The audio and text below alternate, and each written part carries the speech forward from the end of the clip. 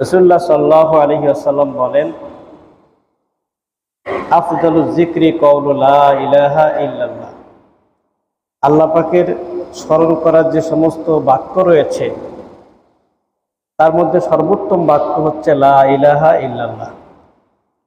সহিহ বুখারী দ্বিতীয় ভলিউম মূল আরবি কিতাব 972 পৃষ্ঠার মধ্যে লেখা আছে, রাসূলুল্লাহ সাল্লাল্লাহু আলাইহি ওয়াসাল্লাম বলেন, আসআদুন নাসি বিশাফাতি ইয়াউমাল কিয়ামা মান ক্বালা লা ইলাহা ইল্লাল্লাহ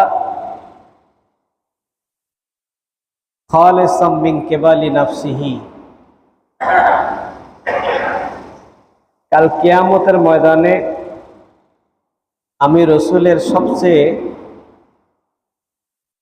আমার সুপারিশ লাভে সবচেয়ে ধন্য হবে ওই ব্যক্তি যে খাঁটি মনে বলবে লা ইলাহা ইল্লাল্লাহ। এটা সহিহ বুখারীর হাদিস, 972 পৃষ্ঠায় লেখা আছে। তাই আসুন আমরা আলোচনার শুরুতে লা ইলাহা ইল্লাল্লাহ এই কালমা, যাকে কালিমাতুন তয়্যিবা পবিত্র বাক্য বলা হয়, এর শিকড় এবং এর ডালপালা কোথায় আছে এ সম্পর্কে আল্লাহ তাআলা সূরা ইব্রাহিমের মধ্যে বলেছেন, আসলুহা সাবিতুন, এর শিকড় দৃঢ়, আয় সাবিতুন ফি কলবিল মুমিন, এই কালিমা তয়্যিবার শিকড় হচ্ছে মুমিনের কলবের ভেতরে, ওয়া ফারউহা ফিস সামা, আর এর শাখা প্রশাখা হচ্ছে আসমানে। সুবহানাল্লাহ বিহামদিহি। আল্লাহ পাক রব্বুল আলামিন 22 নম্বর পারা সূরা ফাতিরের 37 নম্বর আয়াতের মধ্যে বলেছেন, ইলাইহি ইয়াসআদুল কালিমুত তয়্যিবু, আল্লাহর কাছে কালিমুত তয়্যিবু, কালিমায়ে তয়্যিবা, এই বাক্যটা আল্লাহর কাছে পৌঁছে যায়।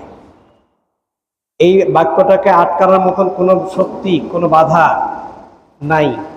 এই কালেমা যখন কেউ পাঠ করে আসমানের দরজা খুলে যায়, এর সওয়াব, এর নেকি আল্লাহ পাকের দরবারে পৌঁছানো হয়। সুবহানাল্লাহ বিহামদিহি। তাই আসুন আমরা জবান খুলে কয়েকবার কালিমা জিকির করি, লা ইলাহা ইল্লাল্লাহ, লা ইলাহা ইল্লাল্লাহ, লা ইলাহা ইল্লাল্লাহ, লা ইলাহা ইল্লাল্লাহ, লা ইলাহা ইল্লাল্লাহু মুহাম্মাদুর রাসূলুল্লাহ সাল্লাল্লাহু আলাইহি ওয়াসাল্লাম। তুমি শরীকহীন, তুমি মহান, বিশ্বের